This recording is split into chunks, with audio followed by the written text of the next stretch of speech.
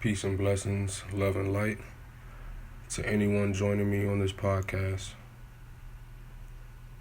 This one's going to be more personal than usual, but I'm just sitting here, focusing on my healing and reminiscing about some things. And I'm just,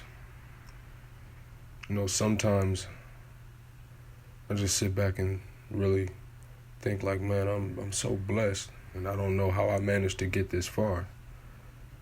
And I guess I'm not as stuck as I thought I was. And it helped me realize that we're not always paying attention to what's happening in our lives because we are accustomed to knowing we have to keep it moving at all times. And now, since we can't move because of the worldwide quarantine, we have no choice but to be still and know that we are God. We aren't very aware of how much moving that we do and how doing that all the time affects our emotional intelligence and DNA memory, but it does.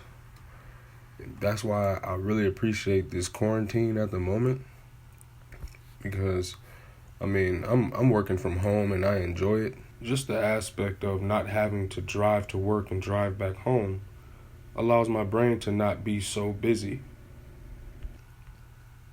So this helped me realize that most of us don't know how to give ourselves a chance to thoroughly experience the beauty of life's events as they happen. Whether it be good times or hard times, there is equal beauty in both. We wouldn't know any good times without hard times. We wouldn't know hard times without good times. And looking back on some events that took place in my life's past, I may have gone through them, but since I was a bit numb in some areas, I didn't necessarily know what it felt like to go through it. I just knew what it was like to experience it. So these events were impacting me, but not really affecting me. And I guess some people would call that strong, and it is in some worlds. But as I look back, I was emotionally unavailable for my unresolved problems, but still carrying that energy unknowingly. So I basically began allowing more problems in my life because carrying so much of that energy became my electromagnetic attraction point. And they say you get what you give. And the universe was offering me lots of abundance, but due to my energy, I was only available to receive what resonated with me the most. Therefore, I was receiving things that I didn't want. And the more depressed I got, the worse my problems seemed to become. I kept experiencing things that triggered certain traumas that I didn't know I had to heal from. And all I did was meditate every day and kept it moving. And when I speak of healing, it doesn't just mean recovering from things that you are currently hurting from. It also means unlearning and relearning. That's true healing. And I've always been a spiritual person, and I've always had intellectual guidance from my parents and close family members. It's just that when my mom passed, it felt like I no longer had instructions in life. I was very obedient to her judgment, and she knew me like the back of her hand. When on the other hand, a father, me being a growing boy, I'm a young man, I was 19 at the time that she passed, and I've always been intelligent, so he treated me and respected me as a grown man. But just having a mother that loves you unconditionally is one of the greatest gifts that a young boy can experience. And I am glad that I had the chance to experience that. It just got real tough once she had passed away. And not to mention, The Mayan calendar ended the day after she passed away on December 20th, 2012. So I definitely experienced a shift and an entire reset. I used to cry so hard when she passed away. I used to hyperventilate and couldn't breathe. Times that I didn't know how to deal with the pain properly.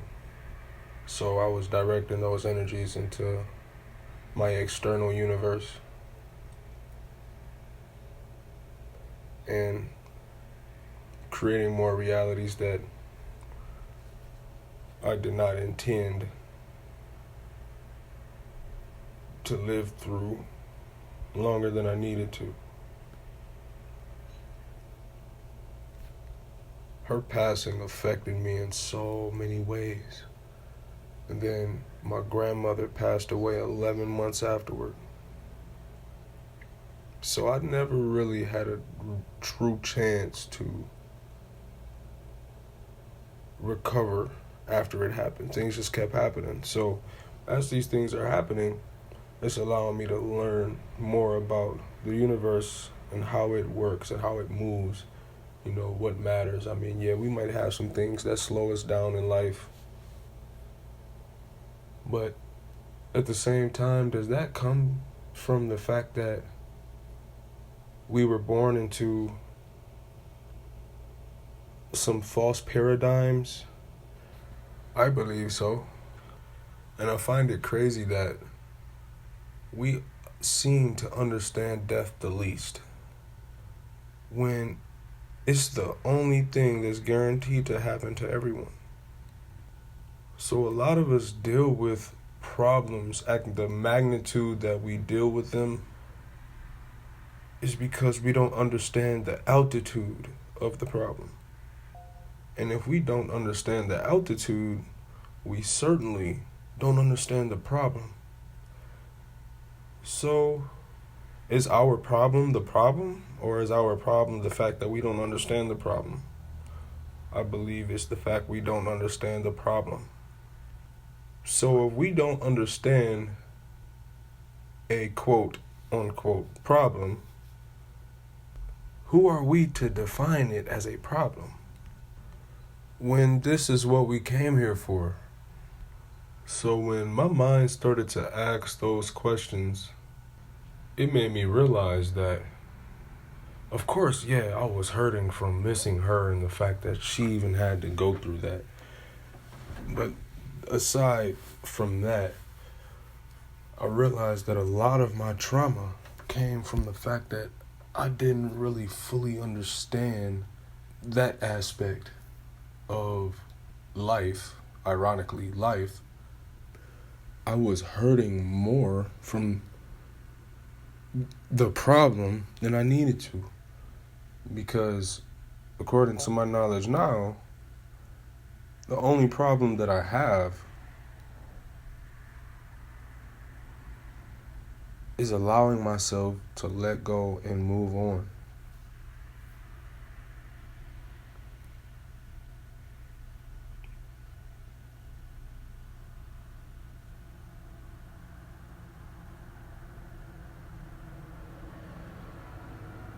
That's the only problem that I've had.